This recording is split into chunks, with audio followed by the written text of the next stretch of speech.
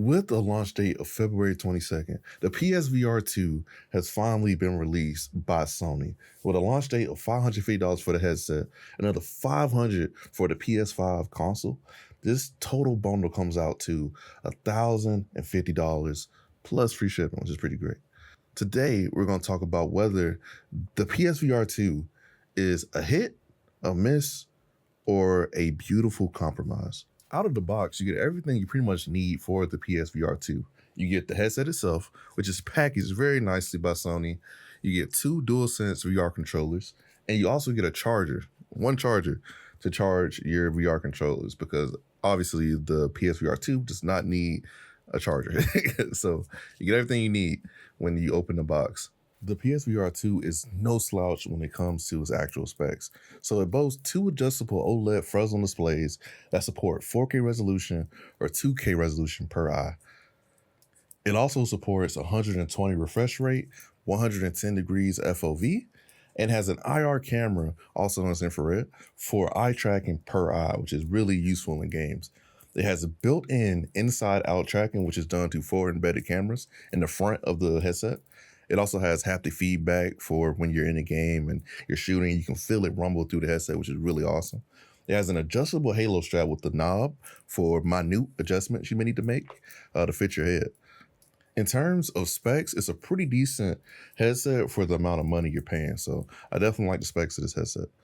Next, we have the controllers. The PSVR 2 uses Sense controllers, which have adaptive triggers, which work really good in game, like amazingly. And it's also cool because the controllers have this really cool halo design that I've never seen on any other VR controllers other than the Quest 2. But the Quest 2 is at the top of the controller instead of being at the bottom. Now, when I first got the controller, I was a little scared that my hand wasn't going to fit into it, but I have pretty big hands and mine fit. Sometimes it can be a little snug when I'm using the thumbstick, but other than that, it's totally fine.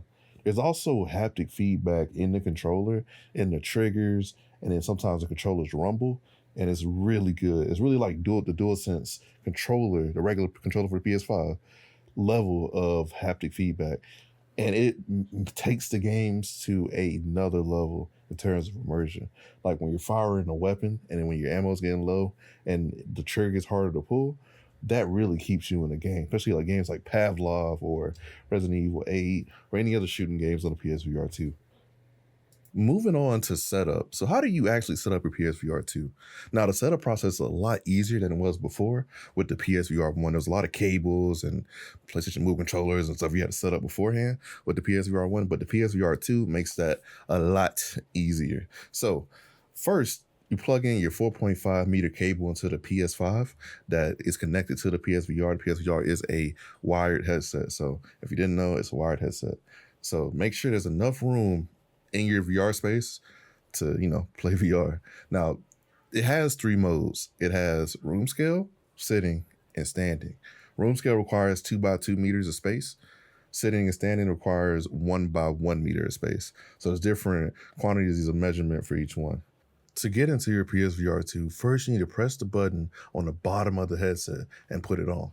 All right, the first screen you're going to see is the IPD adjustment screen. This is going to get the distance between your pupils to be correct for usage for the headset, because you don't want it too far out, you don't want it too far in, and the PSVR definitely helps you find that sweet spot in your headset where your eyes fit perfectly for eye tracking and just to use the headset without it being blurry all the time. So the screen is very important.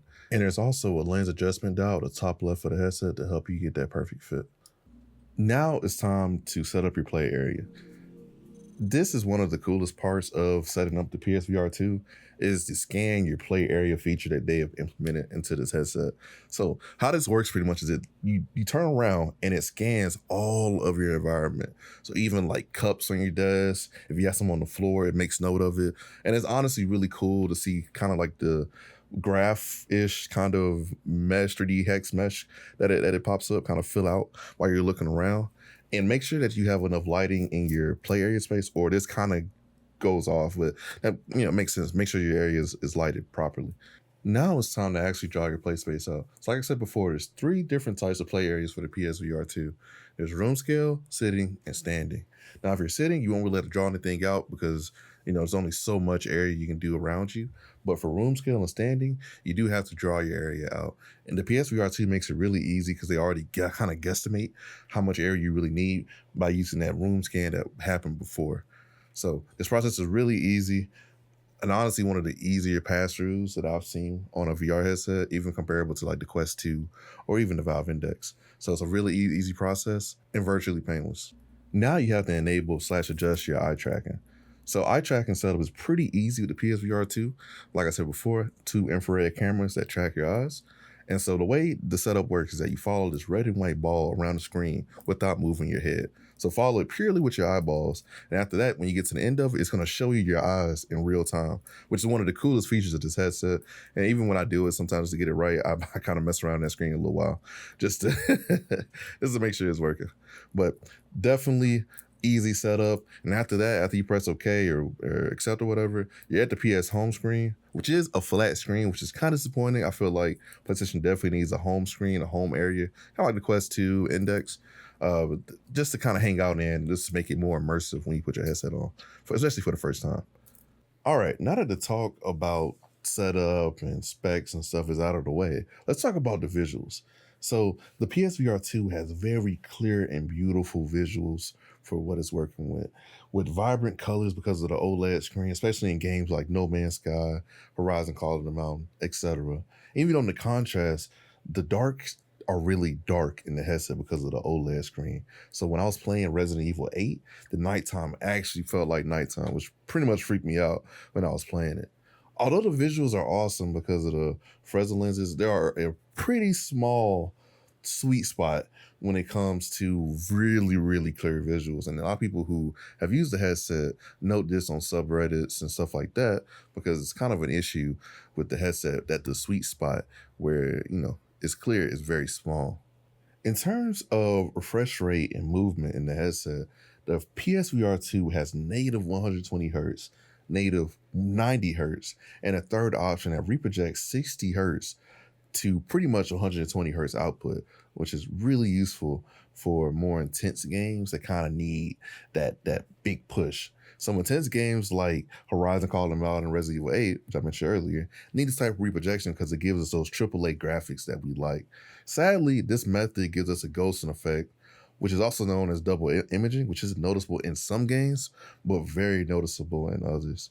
Now, games with simpler graphics like Humanity, which is a really cool game, don't really have this issue. But even with this occasional blurriness and something called the Mura effect that can be seen on the headset because of the OLED lenses, the PSVR 2 graphics are very comparable to medium, sometimes high PCVR quality graphics. And I definitely recommend anybody who has never tried PCVR level quality to definitely get this headset a try. I really enjoyed it as a PCVR guy myself, and I think it definitely holds up to the competition.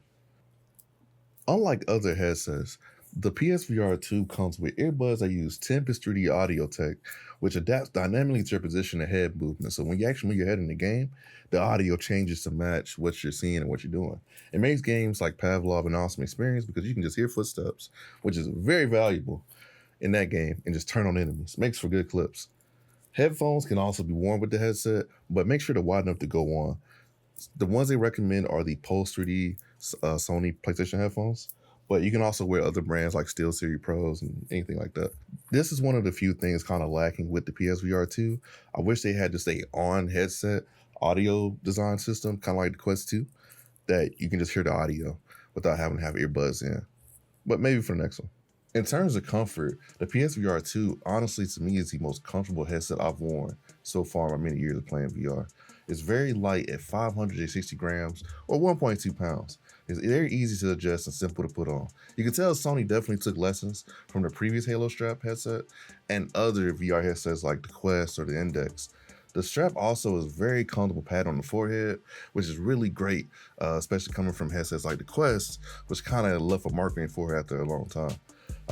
So very, very great padding, great comfort, very ergonomic. The game experience in the PSVR 2 is very fun and immersive with over 30 PSVR 2 launch titles and even more coming in the next few months like Switchback VR and Walking Dead Saints and Sinners. Most of the launch titles were ports, which is a little disappointing for already existing Quest 2/PC VR users. But that being said, the titles unique to the system like Gran Turismo 7, Horizon Call of the Mountain, and Resident Evil 8 are amazing and really immersive. I've been really enjoying high quality visuals and how easy it is to plug and play into the PS5. And that is a really great thing as a content creator, just even as a person who wants to hop in and out of VR, just how fast it is to get into a game. With us talking about games, let's transition into my gripes with the PSVR 2. The first thing on my list of gripes with the PSVR 2 is the lack of launch titles at, launch. The PSVR 1 had over 600, almost 700 games in the library at the end of its life cycle. So now Sony has stated that 100 more titles in development PSVR 2, which is great. It's very great. But I feel like more PSVR games should have been ported over, especially when you guys have been planning this headset, for years. Because there's so many great games left in that ecosystem, like Frack and just like a whole bunch of games that really should have been ported over. Hopefully more ports happen as time goes on, because Sony mentioned that, the developers have to do it, obviously. But that should have been more of a priority. There could have been at least 100 launch games at launch. Another issue is the blurriness in the headset. So blurriness is a big problem in this headset because the sweet spot for the lenses is very small. And even on games where you use foveated rendering to kind of sweeten up the resolution and the performance, when you take your headset off and on, sometimes your eye tracking can get messed up because your eyes have to pretty much go through that whole process of being directly in the center of the lenses. There's also a constant amount of mirror effect because of the OLED lenses. And I'll show it in the video just so you guys can see that people aren't crazy and it actually happens with OLED lenses. It's very noticeable in some games, but I barely notice it after using the headset for like about an hour, sometimes like a few minutes. Now the amount of mirror is different for each headset. So some headsets might not even have any, while other headsets have a lot. A newer VR user may not notice the mirror, but the visuals are still great for the price and the power of the PS5. I think all the games look great, except No Man's Sky. That one is very blurry, but that's also because I think they had to rush out the PSVR 2 update. I also feel like Sony missed out on a lot of quality of light issues that are very present in other Premier VR headsets. One, why is the main screen a flat image instead of an actual home area where you can customize it to your liking? And why isn't there a social VR app that uses the eye tracking to its fullest? Like, it just feels like they missed out on something that could have been really cool. And it's still something they can add. So it might it's a con for me, but someday it could go away and they could add a social VR hub that actually uses the eye tracking. Because right now the eye tracking is only used in a few games. More so that's notable right off the top of my head is Pavlov, because you can actually see the character's eyes move with the model, which is really cool. But Sony definitely has to work on adding just more quality of life stuff that can be used while in headset. Now, here's one of the main gripes that people have brought up online a lot, and that's the fact that the headset is wired. Now, I never really cared about wires because I used my Quest 2 back in the day with the wire when there was Airlink. I just like having a wire. Makes you feel connected to Earth. I also use the wire on my Index, but I know some people don't like the wire, so I'm going to note it as a con for here. I definitely would have liked it more if it was wireless. That would have been pretty cool, but I definitely understand why it's wired, especially with PC VR quality they're going for. Another thing that kind of bothers me about the headset is that the headphones are necessary. Like, you actually have to plug in your headphones to hear audio with the headset. I think there should have been an onboard audio solution, kind of like the Quest 2, that it just, right next to your ears and you can hear sound really clearly.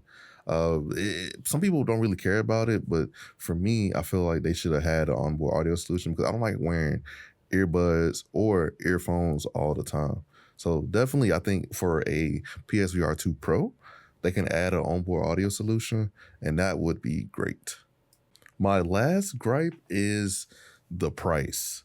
So even though it's as cheap as it can be, $1050 can be hard to justify for newer VR users, especially when there's cheaper options like the Quest 2 out in the ecosystem. With that being said, I do think that the PSVR is the cheapest option right now for PC VR quality games at a very, very, very low cost. Because if you compare it to buying a whole PC, a PC VR quality headset, that's going to cost you at least over $1,500, if not $2,000, for a very, very, very VR ready PC machine. The PSVR 2 is an awesome headset with a lot of compromises, but is it worth buying? I think it depends on the current situation of the user. If you're a user who has a PS5 and no PC already, I definitely recommend the headset. 2, if you're a Quest 2 owner, there's definitely an improvement here. And if you don't mind the lenses and are interested in the Sony ecosystem, then hell yeah, I would definitely do it. 3, if you're a PC VR user like myself with a decent PC, there's not much reason for you to get a PSVR 2 unless you want more games to play. To be quite honest, there's been a crazy slowdown this past year of PC VR games, and the PSVR 2 is definitely going to be supported by Sony with newer titles. 4, if you're a content creator, it's really simpler to record gameplay and with the PSVR 2. Meta makes it an annoyance to record gameplay, especially on standalone, and Steam VR can be a large pain in the ass sometimes when it comes to getting gameplay and creating content. Hopefully, with the information I provided you, you can make an informed decision on whether you want this headset or not. Even if this headset isn't for you, there are more headsets coming down the line, like the Quest 3, Pimax is coming out with some headsets, there's mixed reality headsets coming out. So if you miss out on this one, it's totally okay because there are more headsets coming. VR is a growing space. And if you see people with the PSVR 2, make sure you show them the ropes and help them understand newer things about VR, like, how to get the sweet spot of the headset. And a lot of content creators are doing that. But as a community, with more headsets coming out, we grow, we thrive, and this niche space that we love, aka VR, becomes a wider known space. But that's pretty much it for this video. This video took a while to make because I had to shoot a lot of B-roll with a new camera and understand my new recording setup. So I hope you guys enjoyed it. This is me, your boy Marty Dude. Make sure you come to the streams. Make sure you like and subscribe and hit the notification bell. Peace.